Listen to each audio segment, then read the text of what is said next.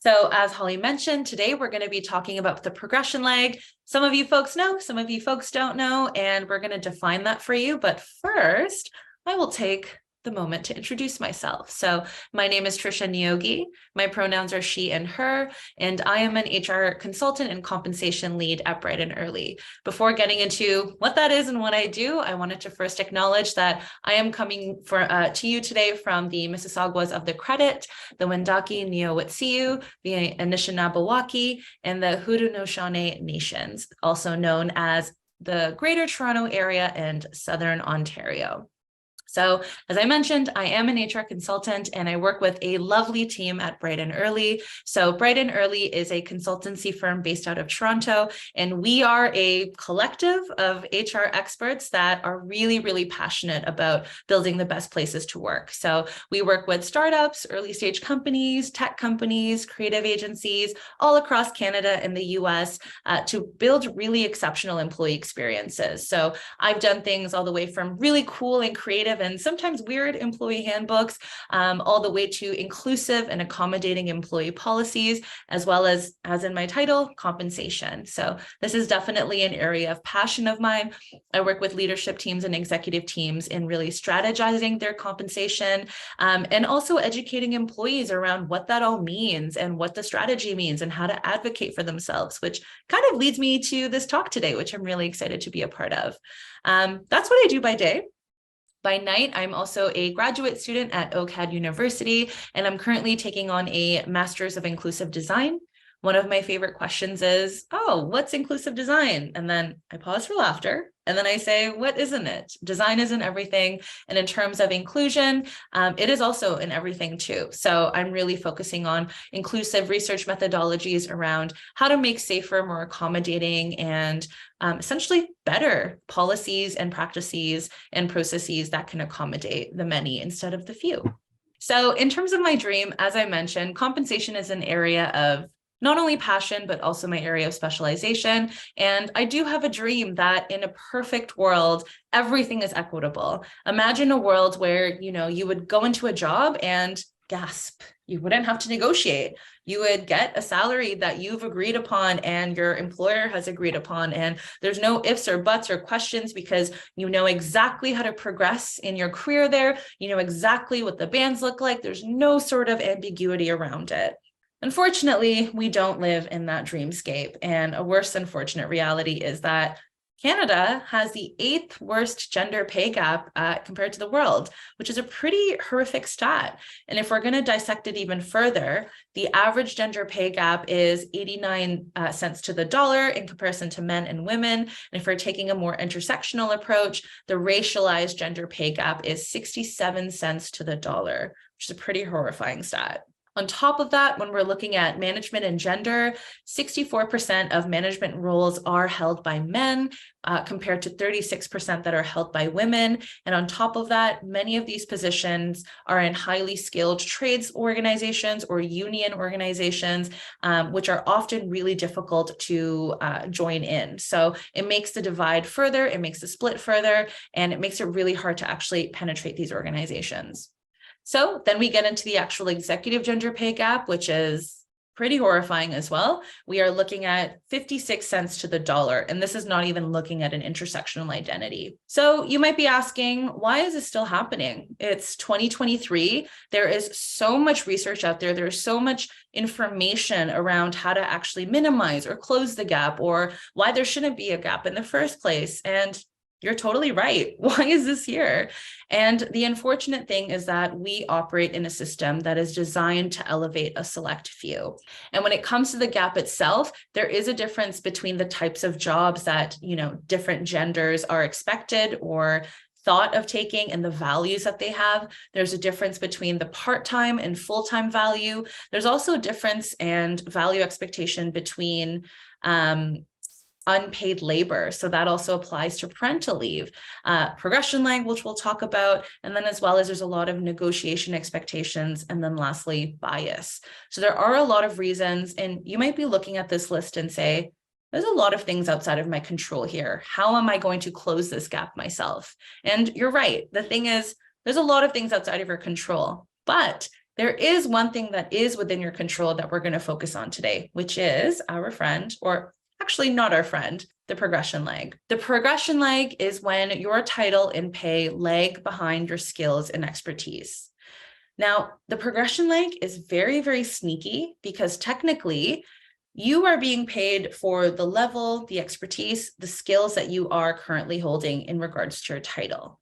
But the thing is, when you're leveling up in your experience and skill set because of your time in an organization or the time in the role, and you're not actually being pushed ahead, that's where the progression lag creeps up. So for example, say you've been in a role for say 5 years, and you've been really great in that role, and you decide to take a leave, or you need to take a leave, and say that leave was a year or even 2 years. And then you come back and it turns out you're still in the same role. That is an example of progression lag, because instead of being pushed ahead, you're now stuck in that same position, technically still being paid at that fair rate as you were holding, but you're not progressing along. Another example, and we see this time and time again, where you end up becoming indispensable to your manager, which might feel good, but it is a sense of ruinous competency because technically your manager can't lose you. And that's another version of progression lag, because you can't progress along because you're either not getting the opportunity, the exposure, or the ability to actually be pushed forward. So this is an opportunity to share in the chat if folks have actually experienced progression lag. You don't have to share your full story. Just be like, yes, I've experienced it, or no, I haven't experienced it, or I'm interested. I don't know if I've experienced it, but maybe I have, and I'm excited to learn more. Holly, if you wanted to call out or mention a few of them, I'm interested to hear. I can see that a few people here are talking about having seen it. I'm sharing as well that I literally had a conversation with a client today about this, actually. And then we're seeing someone here mention, that they've seen people getting better opportunities than immigrant women, for example. A guy started almost the same time as this one WIMDI member had, and then was given a mid-level manager position, even though they had identical skill sets. Big yikes. Love when that happens. That's yeah. Just, ugh. Alrighty, so it sounds like we've all had some experience or have seen it happen. So I'm glad that we can talk about this today, because hopefully we can shed some light and illuminate on this very, very sneaky subject. So the thing about progression lag is that not everybody wants to necessarily move vertically, and that's okay too. Not everybody wants to gain the titles, and not everyone wants to gain the big salary jumps. And it's important to say that that's not what progression lag is. Progression lag is when you are actually trying to advocate for yourself, or you want to progress upwards, but you're actually held back because you're missing that exposure, or you're missing that impact, or you're missing that opportunity to progress forward. And the reason why this matters is that it directly impacts your pay. We're actually going to look at cumulative examples of how progression lag can actually hold you back. And it also impacts your ability to influence and your power within organizations. It also reduces your control over your career trajectory, because you're losing a sense of control over what you can progress towards. And then lastly, it is a form of invisible discrimination, because something is oppressing you and you are being pushed down while you see others, perhaps your peers, being propelled forward. So to shed some light to this, we have 3 lovely case studies, and these are all real-time examples of these folks going through scenarios of progression lag. So we're going to talk about the example, the progression lag that they've experienced, the lag traps, and then we're going to take a step back and rewind, put in a few changes and tweaks around what they can do in the areas that they can control, and then talk about those outcomes. So in our first case study, we have Christy. Christy is a product manager at a tech company. And in year 1, Christy is going through acquisition hell. The company that they're working at has just been acquired, and it is an absolute nightmare. Nobody knows what's going on. There's no processes in place. Christy's peers are all leaving for better companies, and all they want to do is get out. At year 1, Christy is currently at $70,000, and all they're focused on at this point is interviewing and applying so that they're able to get out of there. So by year 2, Christy gets their wish and gets a new job. Now, the thing is, Christy was just so ready to leave and did not want to rock the boat at their new place. So they ended up taking what they were offered, which is the same salary at $70,000. The thing here is that Christy now has 2 years of experience, but because they just wanted to get out of there, they accepted the salary at the exact same position at the same rate. So by year 3, Christy is absolutely killing it. They are doing the best that they can, and they've had a few years under their belt now. So they're really knowledgeable and they know exactly what they're doing. They're starting to mentor people. They're starting to grow more junior employees, and they're starting to really take on a more thought leadership position in their company. Because of their stellar performance, they get a $5,000 increase, bringing their salary up to $75,000, which is not too bad. By year 4, Christy gets an amazing performance review. People love them. Their manager loves them. They've been called the best employee ever, which is amazing to hear. So in their performance review, their manager even confesses that they've never had anyone this good, which obviously is great news for Christy. And the manager also mentions that they're doing the job of 2 people. So Christy thinks that this is a great opportunity to take on a more senior role and potentially prompt for a promotion. However, their manager says, nope, you're way too much, you're needed way too much, we can't lose you. So Christy is currently indispensable. So by year 4, Christy is stuck in career purgatory. The nice thing is that they did receive a salary increase, bringing them up to $79,000. However, now we're looking at 4 years in, Christy is still in the same position, in the same band, and they're slowly inching towards the top end of their band. And they're not too sure what a promotion looks like. By year 5, Christy is ready. They are starting to mentor those junior team members, starting to gain more exposure into more leadership roles, into more higher visibility projects, and they are ready to ask for that promotion. They feel like they can really take on that senior title. And their manager also mentions that they're ready. However, still Christy is needed where they are because they are still indispensable. The junior team members are still not trained enough in order to take over Christy's role, so there's no one else to take their place. Christy very fairly asks for a raise just because they've been doing so well, and unfortunately, something completely out of our control, the market tanks, and Christy is not able to get that raise that they were hoping for because the company was not able to budget for it. So instead, the manager gifts Christy with more responsibility because that is exactly what they asked for. Not really. So by year 5, Christy is overworked and still waiting for that well-deserved promotion, and their salary is now at $82,000. So over the last 5 years, Christy has earned a total of $12,000 in raises.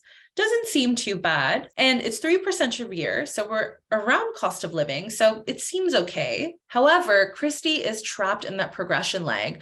Why? Because Christy became indispensable and it was essentially ruinous competency. Christy was not able to get out of that role and was not able to move into a senior position, therefore not able to increase their exposure or their impact. So in terms of Christy's progression lag traps, Christy ended up applying for a role that was technically too junior for them. And it was understandable because they wanted to get out as soon as possible. And I'm sure we've all experienced this in some way or another where we'd rather just take the job and then we'll figure it out. But in this case, because they didn't negotiate, they were trapped in a lag. And then on top of that, because they were so stellar and the company couldn't invest in other talent to take over Christy's role, they were never able to be promoted.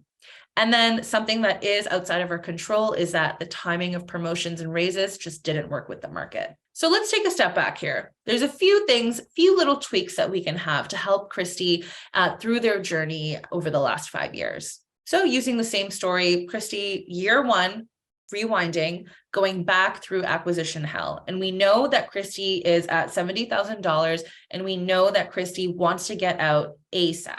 So by year 2, all of their hard work is rewarded and they get a new job. And this time they negotiate and they get their salary to $75,000. And it makes sense because Christy already has a year under their belt and they're able to move up the salary band. By year 3, as we know, Christy is stellar and is absolutely killing it in their role and is starting to put in talks of promotion.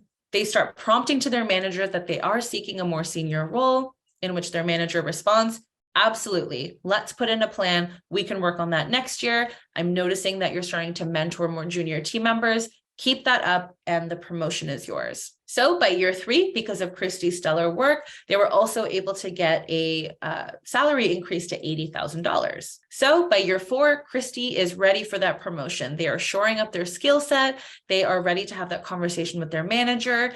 And they are promoted to senior PM, which is great for Christy. So now their salary is bumped up to $88,000. And by year 5, Christy has had a really great first year. They were able to really settle into their new role and feel comfortable in it. And now they're really able to stretch themselves and become more strategic and take on more leadership role. And because of their work, they were able to get a bump to $91,000. This is still the year of the recession, so Christy wasn't able to get the salary increase they were really hoping for, but still a good enough bump for them. So in total, we're looking at $21,000 in raises over the last 5 years in comparison to the $12,000 in the last example. So when we're looking at it from a culminative standpoint, it is $28,000 more over the last 5 years, which is a pretty significant number. So hooray for Christy. We love that for them. And in terms of what they did, they applied for a job at the next level up. They really fought for that senior title and that senior promotion. They negotiated at every single job offer. They took it as an opportunity, and they mentored and distributed their work so that they weren't indispensable. They made sure that they had the right exposure. They made sure that their performance was intact, and they made sure that they were able to produce impactful work and that they weren't held back from ruinous competency. All right. So moving on to case number 2, we have Janelle. Janelle is a civil engineer, and year 1, Janelle is promoted to senior consultant, which is really, really exciting.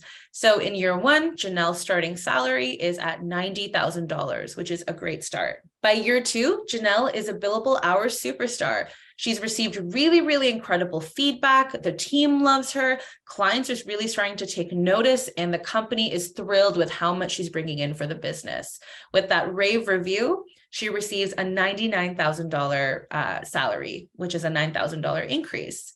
Around this point, though, Janelle realizes that if the company was able to give her a 10% increase in her first year, she wonders if maybe she wasn't making as much as she should in her first year. And she wonders about, should she have negotiated? But it's in the back of her mind. She's not really thinking about it too much because she's just thrilled to almost break 6 figures. By year 3, Janelle has really branded herself as that go-to technical expert. She has really focused on her technical aptitude. She's really invested a lot of her time and her energy into building out that tech stack that she has, and she's absolutely crushing her billable rate. The thing here is, though, because she's been focusing so much on enhancing her technical aptitude, she hasn't really been thinking about her greater network or any other management or leadership competencies.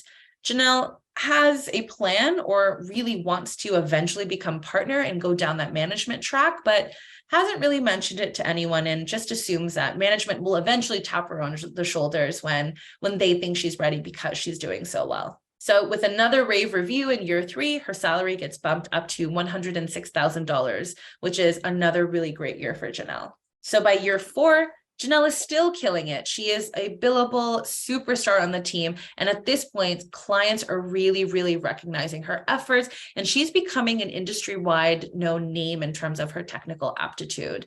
She's starting to mentor junior team members. However, around this time, she's still not really taking on new business opportunities and not really taking on those leadership and management competencies. She's still waiting around and expecting management to tap her on the shoulders and say, hey, you're ready for promotion. But she just assumes that it's going to happen next year. So she doesn't bring it up again. This time around, she gets a salary increase that brings her up to $110,000.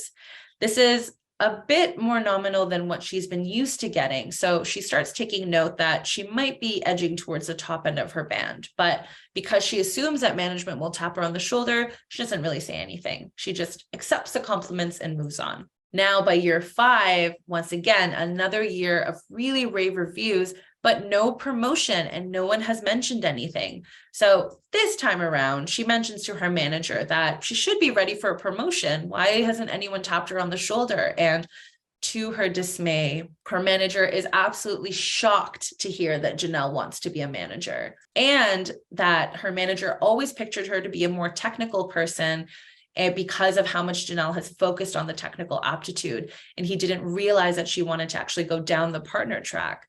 And because she never mentioned anything, he also disclosed that there are some specific skills that she needs to develop around new business and proposal work, as well as management and leadership competencies that she doesn't have yet. So it'll take some time to develop those. So by year 5, Janelle is essentially waiting over the next few years to see if she'll get promoted. And by minimum, she'll have that conversation next year. She gets a small bump to $113,000. However, she knows that she's at the top end of the band now, and she won't receive a salary increase because the company will need to change her billable rate in order to do so. So now she has to wait around. So over the last 5 years, she's received $23,000 in raises, which sounds really, really great. That is a 6% increase per year, which is beating cost of living at this point. However, Janelle has been absolutely kicking it out of the park. She has been crushing it. She's the highest billable person in the entire company, bringing in so much business to the organization. So in turn, yeah, sure, she's getting 6% per year, but really the value that she's bringing to her org, she should be progressing a lot further. Unfortunately, our friend Janelle is stuck in the progression lag. So in terms of Janelle's progression lag traps, her manager doesn't know how to develop their staff. And on top of that, decision makers weren't aware of her interest in progression. Janelle also didn't know the potential career paths and the required skills needed to actually level up or get promoted, and also assumed that the raises at the company were determined final. So Janelle didn't negotiate. She didn't voice her career path trajectory to her manager until it was a little too late. And she also didn't review or didn't have access to the career paths to know how to actually go into management. So let's pause, and we're going to try that again. We're going to see how we can help Janelle through this. So as we know, in year 1, Janelle has been promoted to senior consultant, but this time Janelle actually asks for $5,000 more. Her manager responds with no, which is fair. Janelle's duty is to ask, and sometimes management can say no. But Janelle very smartly asks, what do I need to do to make $95,000? And her manager says, okay, fair question. To get you there, you'll need to get up to an 80% billable rate. And Janelle is like, challenge accepted. But before getting there, she negotiates with her manager and says, if I can make that, let's review my salary in the next 3 months and put it in the books so that we know that the conversation is coming. And the manager agrees to that. So in year 1, Janelle starts off at $90,000. But as we know, Janelle is a superstar and of course meets that 80% billable target. So in 3 months, she gets her salary bumped up to $95,000 because she's met those targets. So now in year 2, Janelle is that billable hours superstar. So she's really taking on that technical aptitude. She's investing in those skill set, but she's also noticing that she really wants to take on a management or leadership track. So she starts actually building out her network a bit by bit and starting to take on and shadow more proposal work and shadow more sales calls just to see how things are done, just kind of getting her bearings into it. Because she's performing so well, she gets a great salary increase that brings her up to $99,000. By year 3, she is known as that go-to technical expert. So nothing really changes from our previous case. However, this time around, Janelle makes it very clear that she wants to go for a manager. She wants to go for a leadership position and eventually partner. So she's really being intentional about building out that network, building out relationships with clients, and also starting to close smaller businesses for the firm. Janelle gets a pretty great increase to $106,000. And because she's made a few small business closes, she uses that as leverage to talk to her manager about wanting to make partner one day. Her manager says, absolutely, let's put a plan in place. We can get you there. Let's train you up on those key competencies and skills. So by year 4, Janelle is absolutely killing it, and she's slowly starting to edge away from that technical expert and becoming more invested into developing new businesses and closing deals, as well as becoming more of a thought leader. With all of that, her manager said, it's high time that we promoted you because you're just bringing in so much value to the business. So Janelle, by year 4, is promoted to manager, and her salary is at $119,000. By year 5, Janelle is amazing at managing her team. Remember her technical aptitude? Well, this has really, really come into her strengths because her team is really known for their technical aptitude because she was able to directly mentor them. And then on top of that, Because of her billability, her team is outperforming all the other teams, which is great for Janelle and great for the company. And then on top of that, Janelle has been actively mentoring her team so that she's able to take an intentional step away from the technical stuff and really focusing on leadership and strategy, putting her on that trajectory to partner. So with all of that said, her salary is now at $127,000 by year 5. So overall, over the last 5 years, she has made $37,000 in raises, which is much more than the past case, which was $23,000. And cumulatively, we are looking at $27,000 more over the past 5 years, which we absolutely love for Janelle. And especially as someone that was an absolute superstar in their work.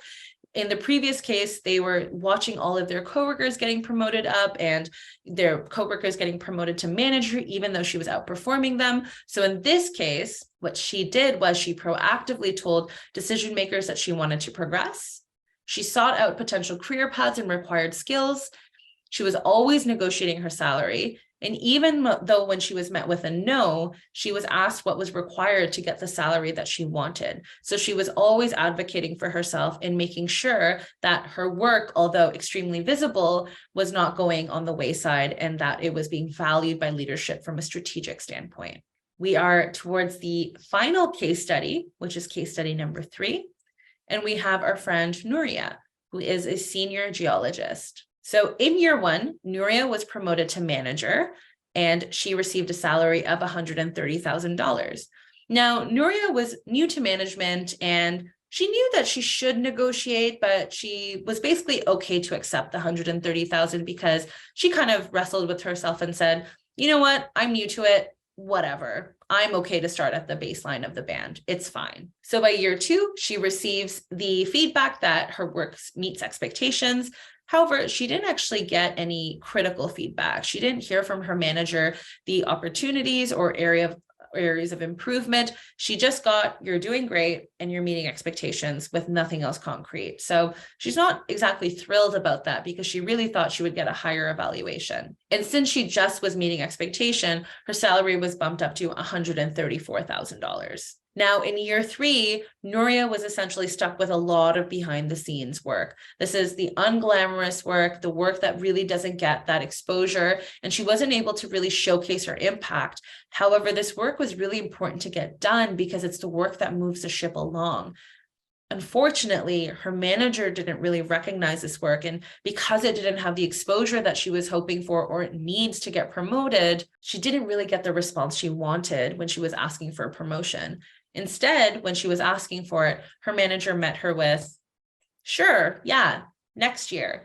But once again, not really any concrete feedback was given to her. But yet she accepts it. She's like, okay, we're going to try again next year. Since she was doing those behind the scenes work and she wasn't really able to gain that exposure, her salary is now at $137,000. In year 4, she receives amazing news. She's so excited. She is expecting. She's really, really thrilled to grow out her family now. And this is something that she's been waiting for.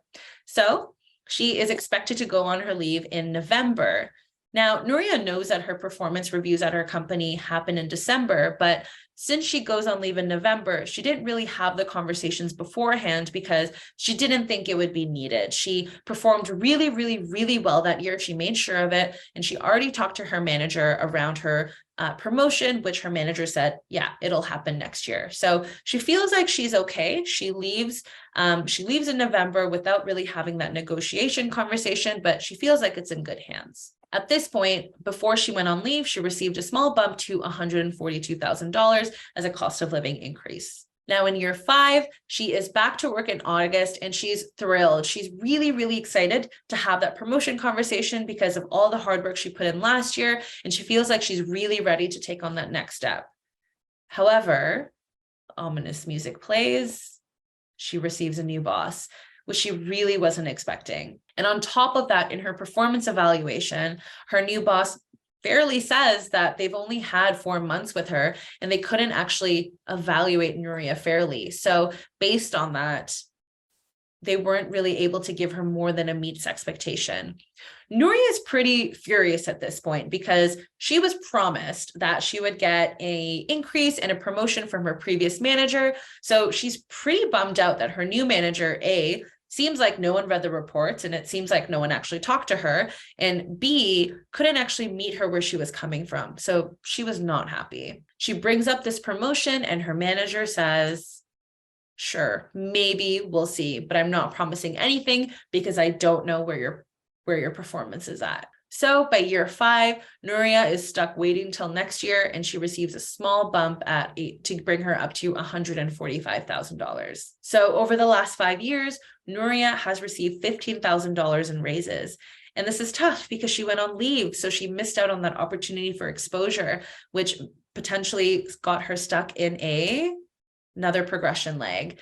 And at this point, she was making 2.75% per year in increases, which meant that she was actually under cost of living, which technically meant that she was losing money. So our poor friend Nouria is stuck in that progression leg once more. Now, in terms of her leg traps, Nouria started at the bottom of the pay band. And this is something that, I can really relate to, because I remember when I was starting off, I was like, okay, you know what? We're going to start at the bottom because we have something to prove. But the thing is that if you don't negotiate, you're going to start at the bottom. And sometimes it's really difficult to climb your way up, especially if you have a manager that gives you really vague and unhelpful feedback. And in Nouria's case, her manager was telling her that they were doing fine. However, really never gave the critical feedback Nouria needed. And on top of that, Nouria was starting the promotion conversation after she was ready for the promotion. And then on top of that, Nouria did go on a leave, which was really exciting for her own personal family journey. However, because they didn't negotiate anything or get anything in writing beforehand, they were unable to secure something for when they came back, leaving it up to something beyond our control with her getting a new boss. So lastly, let's have our final do-over. Let's see what we can do here to help Nouria out. So in year 1, our friend Nouria is promoted to manager, but this time around, Nouria negotiates her salary and brings herself up to $135,000. By year 2, Nouria is meeting those expectations, but instead of taking her manager's word for it, she has a conversation with her manager. She says, hey, you've evaluated me at meeting expectations. I want to know what I can do more here. Her manager says, I don't have any feedback. You're doing really great. And Nouria's like, okay, manager, I see you. You're not going to give me the things I need. So I'm going to ask you exactly what I need. What skills will I need as a senior so that I can level up? And her manager is like, wow, okay, that is a specific question and we can get you there. So Nouria asked for very specific feedback so that they can level up Nouria. So by year 2, Nouria receives a salary increase at $145,000. By year 3, after working on all of those skill sets and competencies that was in the plan for year 2, Nouria finally gets that well-deserved promotion, and she is now a senior manager, bringing her salary up to $159,000. By year 4, Nouria is expecting. Once again, she is thrilled. She's so excited, and she knows that she's going to go on leave in November. So this time around, instead of going on leave empty-handed, she negotiates herself a conversation around a promotion and salary increase. So this time around, her salary is increased to $167,000 before she goes on leave. And she's really, really thrilled. She's been settled into her role as a senior manager for a year now, and she received the salary that she feels comfortable in. Now, back in year 5, she's back in work in August, and she has her new boss. But this time around, she's not feeling too anxious because she already got that promotion. She feels really good about her performance. And now it's really about the conversation around the cost of living. She gets another performance evaluation around meeting expectations. She didn't really get the clarified or concrete feedback she was hoping for from her new boss, but she still got the cost of living increase that brought her up to $170,000. So overall, over the last 5 years, Nouria received $40,000 in increases because she was able to self-advocate for herself and really push for specific and clear feedback. That is much, much, much higher than the previous $15,000. So over the last 5 years, she accumulated $88,000 more, which is a huge number. And we love that for Nouria. And in terms of what Nouria was able to do, she caught herself in that progression leg and she advocated for herself, starting even above the bottom of the pay band. Even though she was a new manager, she said, no, Doesn't matter. I'm going to go for it and I'm going to negotiate. And even when she received positive feedback, she benchmarked herself against her next role so that she was able to outline her skills and expertise so that she can level up. She also started the promotion conversation before she was ready. It was more of a future state conversation so that they can work towards getting herself there versus looking back and kind of retroactively giving her the promotion. She also pushed for promotions and compensation conversations before her parental leave so that she was able to secure something and didn't forget about raises or performance reviews while on leave. So she made sure she had those conversations and secured herself with something. So hopefully with these three folks, we were able to illuminate how there are some areas of control that we can take. And when it comes to the progression leg, there are a few things like it's self-advocacy and negotiating and making sure that we're constantly gaining that exposure and enhancing our performance in order to meet our progression targets. Now, like I mentioned, there is a reality, and that reality is that there is a system designed to elevate a select few. But when it comes to progression legs, that is something that we can directly control. And oftentimes companies don't intentionally design inequitable systems, they just adopt it. It's not an excuse, and it's actually a pretty bad excuse, but oftentimes when you bring it up to your employer, they usually do want to change it. So it's a good way to advocate for yourself, but also say, hey, there is some inequity happening here. We need to work together to change that. Now, if you're in an organization that is intentionally being inequitable, hopefully that gives you a note that says, oh, this is actually not about my performance.